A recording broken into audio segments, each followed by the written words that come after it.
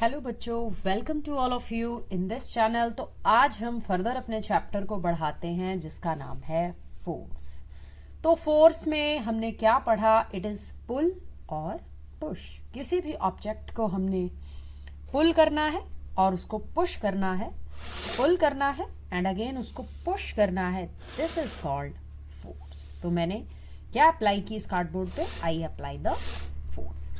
तो types of forces के अंदर पढ़ते हैं muscular force, force applied by the muscles.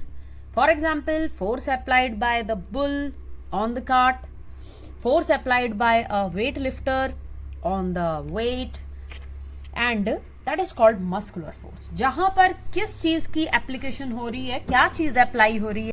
जहां पर अप्लाई हो रही है हमारी मसल्स, दैट इज कॉल्ड हमारी या किसी भी एनिमल की a cart pulled by the horse, that is called muscular force।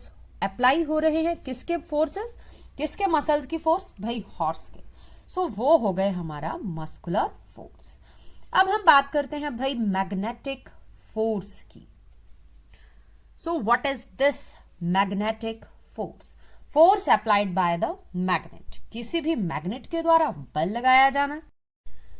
Here you see a activity. In this activity, one magnet pull the another magnet, और जिसके नीचे क्या रखी गई है? There are pencils and this magnet attract towards this magnet and also these pencils are moving।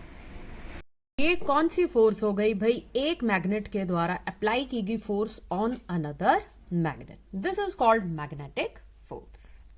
तो अब हम बात करेंगे इलेक्ट्रोस्टैटिक फोर्स की। What is this electrostatic force? भाई ये फोर्स जो है वो दो चार्ज आयंस के बीच में प्रोड्यूस होती हैं। तो now we see this pencil attract these papers. See these papers are attracted by this pencil. You see this? So these papers are attracted by this। So this is our electrostatic force। जब मैंने whenever I rub this pencil with my hair, with my dry hair, इस pencil पे कौन सा charge produce हो गया? इसके इस सरफेस पे प्रोड्यूस हो गया भाई नेगेटिव चार्ज। अब इन पेपर फिलिंग्स पर कौन सा चार्ज है? जो ये पेपर फिलिंग्स हैं हमारी, ये जो पेपर फिलिंग्स हैं, they are not rubbed, so they are uncharged, then we say they have positive charge। अब इस नेगेटिव का इस पॉजिटिव की तरफ अट्रैक्शन, आकर्षण होगा, जिसके कारण ये पेपर्स इसकी तरफ अट्रैक्ट हो गए। Use our another force is gravitational force. इस फोर्स को तो आप सभी जानते हैं। See this pen, this pencil goes down. ये क्यों नीचे की तरफ आ रहा है भाई? Because of gravity. अर्थ क्या कर रही है? Attract this pen towards itself. So बच्चों, this is called gravitational force. वो फोर्स जो अर्थ हर ऑब्जेक्ट पर अप्लाई करती है। So that is called gravitational. आज का हमारा जो मेन टॉपिक है वो है फ्रिक्शन। आज हम बात करने जा रहे हैं फ्रिक्शन की, क्योंकि friction is very important in our daily life. So how can you say कि फ्रिक्शन जो है that is important in our daily life? बच्चों, if you see your slipper soles, they having the structure zigzag structure behind them। there are several kinds of structures, sometimes there are zigzag structures। आप देखते हैं आपकी AD का portion and your front portion, आपके sleeper में आपकी AD का portion and your front portion, it has several kinds of zigzag structures। क्यों? ताकि जिस प्लेन सरफेस पे आप चल रहे हो, जिस भी अर्थ के सरफेस पे, सड़क पे या एनीथिंग है, फर्श पे, कहीं भी आप चल रहे हो, यू हैव प्रॉपर फ्रिक्शन, जिसके कारण कि आप आसानी से वहां पर चल सको। You don't feel any kind of slipperiness. So इसलिए ऐसा स्ट्रक्चर बनता है।